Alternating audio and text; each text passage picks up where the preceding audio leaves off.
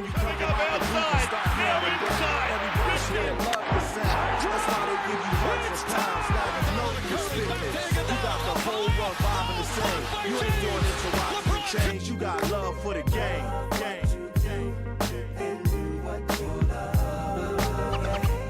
Welcome to Love of the Game. I'm your host SJ, and we're going to be doing our NBL1 East Round 11 recap.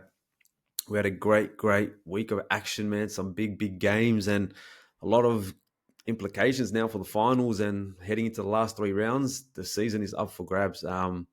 Anyone can win it. Maitland lost 2 games this weekend.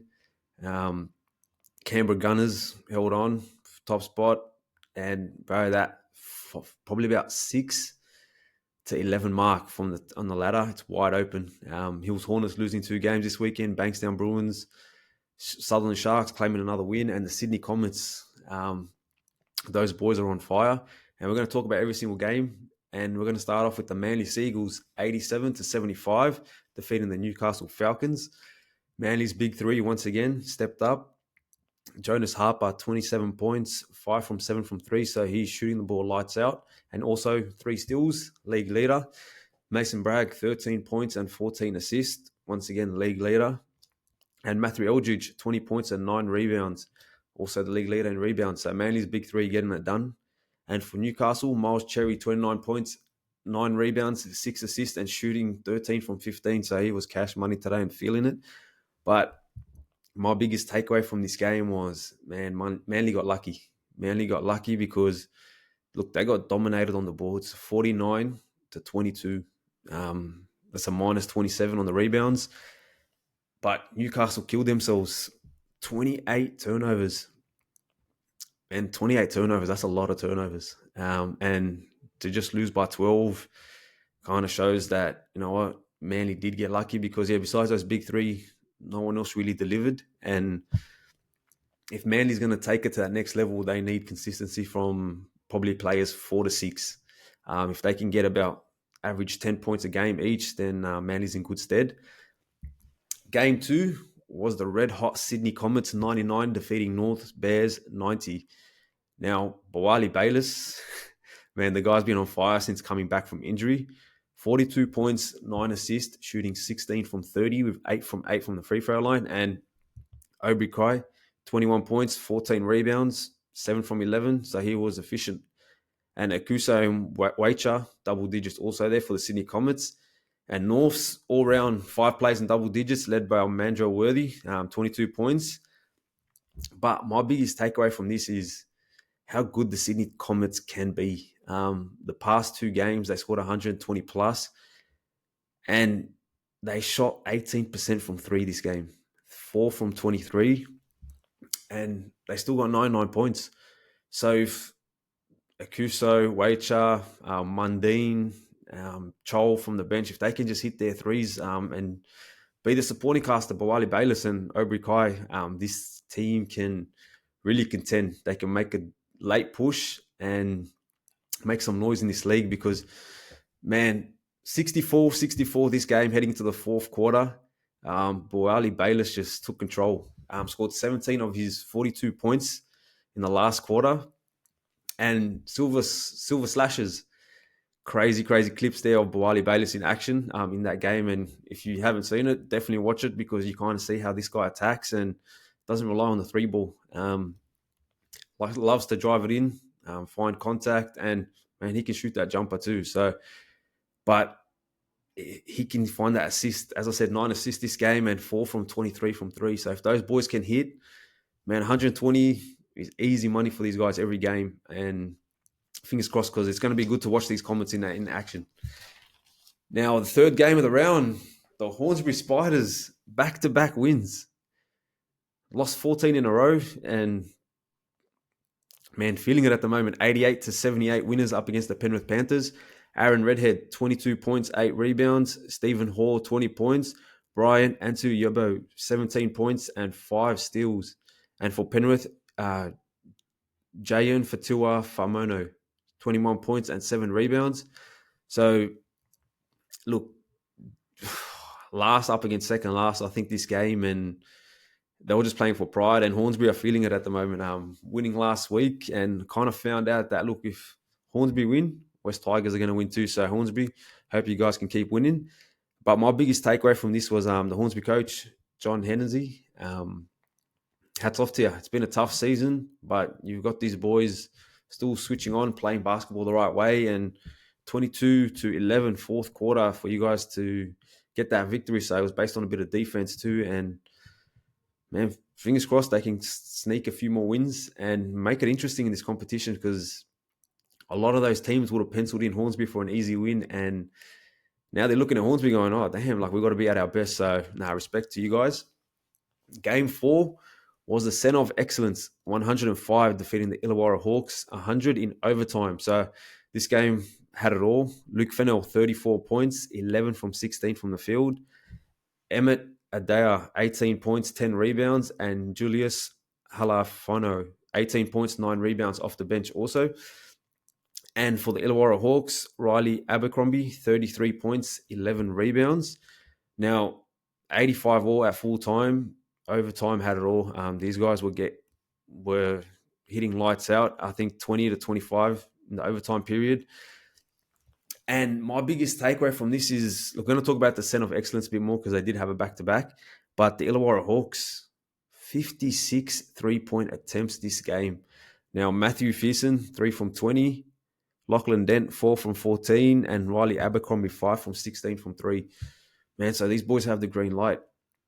And I'm not sure if they got the James Harden Houston Rockets playbook from Mike D'Antoni, but man, got to hit those shots. But yeah, respect to them, bro. 3 from 20, getting the chance to shoot 23s in a game, that'll be a worthwhile experience. Fingers crossed they can start hitting. And as I said, making some noise in this league too, up against those 5 to 8 teams, because that's what this competition needs. And I think it's about to get it, so it's good.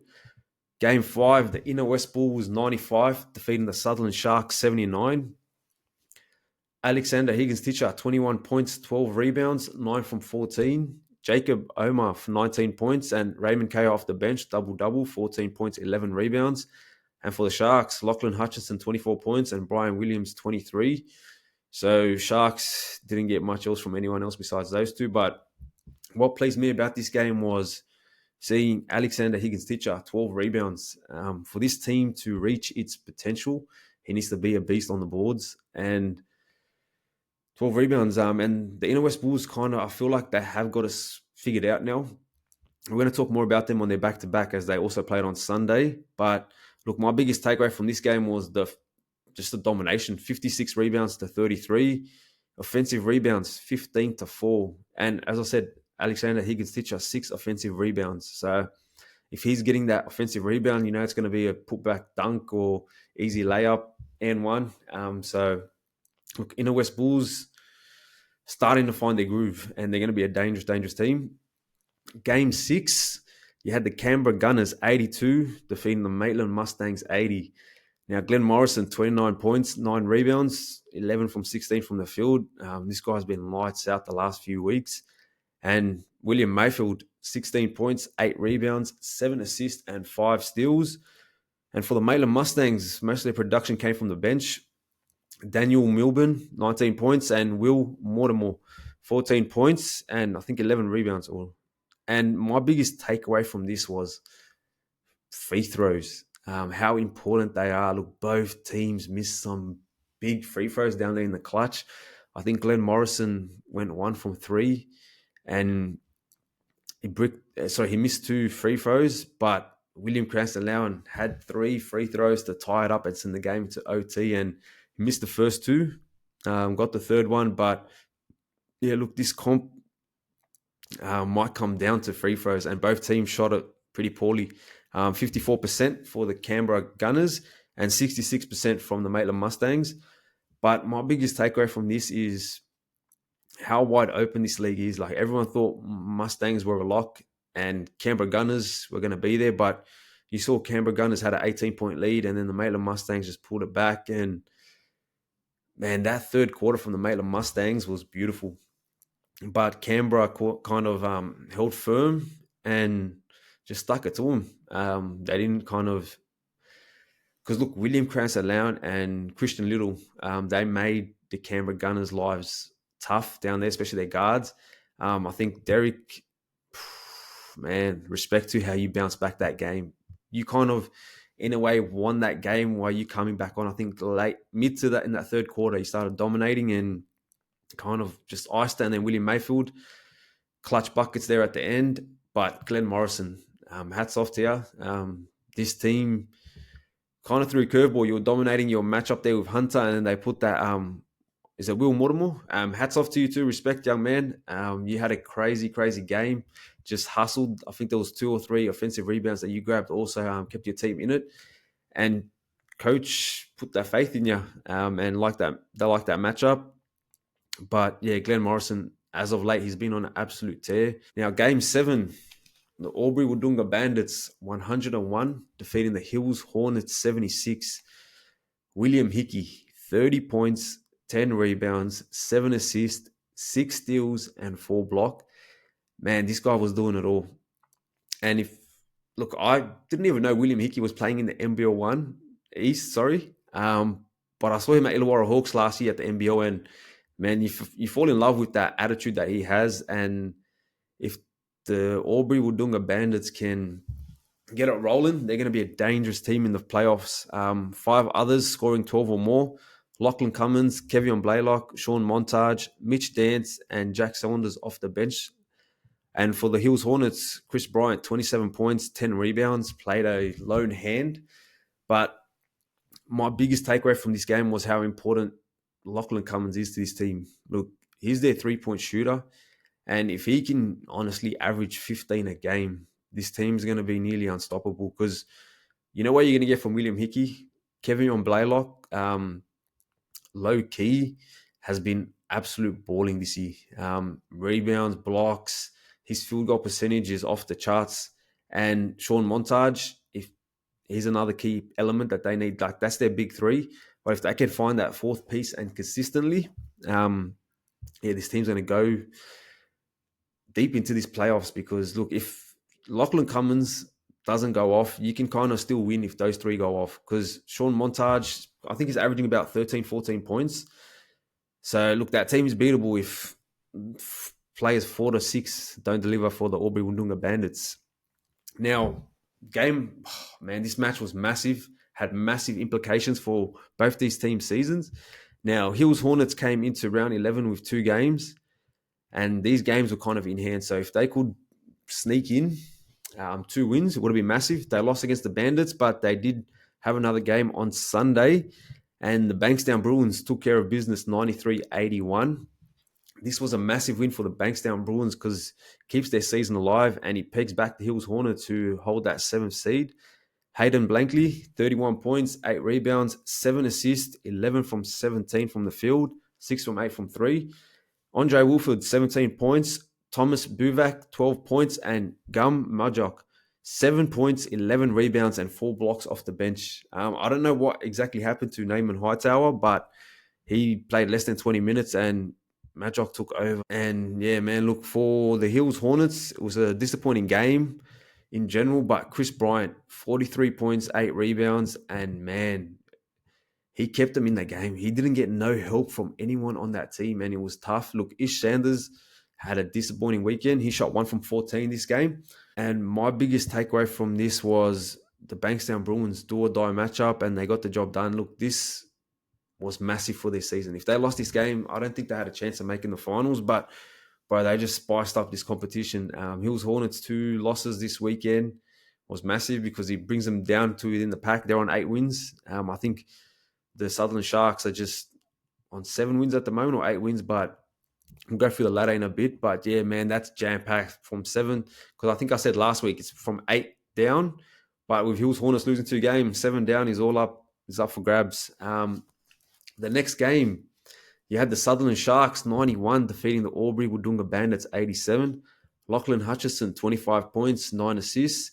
Jeffrey Garlick 17 points, 13 rebounds, and Callum Norris 11 points with 3 massive, massive threes. And Kevion Blaylock 31 points, 12 rebounds, and William Hickey getting that done again, 17 points, 13 rebounds, 9 assists. But My biggest takeaway from this was the Sharks. They just grinded it in. They wouldn't, because look, if you look at that game and you don't think Aubrey were ever going to lose that game, they were kind of comfortable, but Callum Norris hit some daggers. I think Aubrey hit two threes to pull away, and then bang, literally the next possession, Callum Norris will just reply with another big three and hang in there. And they got the job done. And as I said before, with the Bankstown Bruins defeating the Hills Hornets, this win just spices up the competition because the Sharks, last year's reigning premiers, you got to respect them. They're dangerous, and I think last year they did the same thing, had a late run. So I'm all for it. Game 10, which was my biggest surprise. Center of Excellence, 121, defeating the Maitland Mustangs, 99. Luke Fennell had a lovely weekend, 22 points, 6 rebounds. Jacob Fernfy, 19 points, 8 rebounds. Emin Adar, 19 points and 6 rebounds. And Maitland Mustangs, James Hunter, 35 points. William Cranston-Lown, 32 points. And if you told me James Hunter and William Cranston-Lown got 32 and 35 respectively, I'd say GG. Maitland Mustangs are bouncing back. I don't want to underestimate how bad the road trip was versus Canberra yesterday and the Centre of Excellence today. It must have been tough for the Mustangs, but you would have expected better. But my biggest takeaway from this was the Centre of Excellence, man. Shooting lights out, 63% field goal percentage and 48% from three. Look, Maitland Mustangs defended really well this game. Their premier defense is unreal, and the Centre of Excellence just broke it down. They didn't rush their shots. They still played to their systems, moved the ball, played the right way, and man, that's a big, big win for them. I'm not sure exactly what's going on. I think they have some national tournament that they might lose a few players to, so that's why they're stacking up their games at the moment. But man, they got the job done this weekend. 2 wins sets this team up nicely. Now they're locked in the top 4, and man, they're surprising me, the Centre of Excellence. So hats off to you guys. And the last game of the round, you had the Inner West Bulls 111 defeating the Central Coast Crusaders 79. Jacob Omar, 35 points, 5 assists, 4 steals. Raymond Cowell, 23 points, 10 rebounds. Zachary Hudson, 20 points, 6 rebounds and 4 steals. And Alex Higgins-Titcher had 15 points with 3 monster jams. For the Crusaders, Robert Heath, 29 points, continuing his spectacular season. He's been a shining light for that Central Coast Crusaders team, and yeah, once again, 29 points delivered. My biggest takeaway from this part was the Inner West Bulls. As I said before, they kind of got it figured out, and their defense, their relentless pressure, getting from Central Coast Crusaders resulted in 18 steals. And most of these steals were fast break points, some monster jams. Alexander Higgins-Titcher put on a show early, and then Zachary Hudson took over the alley-oop off the backboard from Jacob Omar straight to Zachary Hudson. That's for the highlight reels. And yeah, the Inner West Bulls are starting to figure it out. So they're going to be a dangerous team and a team to look for in the next 3 weeks to see where they place. The top 4 will be massive for this team. Now, the love of the game, Dream Team 5. Man, this was a tough week. A lot of great players. I've locked in 3 players here who I have as my MVP candidates. So we're going to talk more about that in the coming weeks. But yeah, so first up, we got Boali Bayliss from the Sydney Comets, 42 points, 9 assists, 5 rebounds. And against the Norse, man, he just put the team on his back and said, boys, follow me. We're not losing this game. And man, look, as I said before, I don't know what the eligibility criteria is for MVP because he's missed a few games, but man, he's on fire. If he can keep this up, he's definitely in the running. Hayden Blankley, 31 points, 8 rebounds, 7 assists from the Bankstown Bruins. Look, it was a must-win game up against the Hills Hornets, and he delivered. Shot the ball lights out, 6 from 8 from 3, and was, man, facilitating, hustling on the boards. So respect to you. Third, you got William Hickey from the Albury Wodonga Bandits, 30 points, 10 rebounds, 7 assists, 6 steals, and 4 blocks. That's stuff in the stat sheet. And watching him with the Albury Wodonga Bandits just reminds me of Russell Westbrook, just doing it all for that team. Next up, I had Jacob Omar from the Inner West Bulls, 35 points, 5 assists, and 4 steals. Look, the Inner West Bulls are figuring it out, and Jacob Omar's a massive, massive piece of this team. He had a great weekend and he capped it off today with 35 points. And man, that alley-oop dunk to Zachary Hudson, I think that snuck him over because, look, I had Luke Fennell and Jacob Omar there fighting for that one spot. And yeah, just for the alley-oop dunk, I had to give it to him. Number 5, I got Chris Bryant. Look, I know it was a tough weekend for the Hills Hornets, but 43 points, 8 rebounds, 2 blocks, 15 from 24. And the reason why I kind of said Chris Bryant, look, I know Hills Hornets lost 2 games, but man, he put it out there on the court. He played, just for example, against the Banks, when he got 43 points, he was getting no support from anyone else. And he was just going out there. And I was thinking, man, it's mental health weekend. And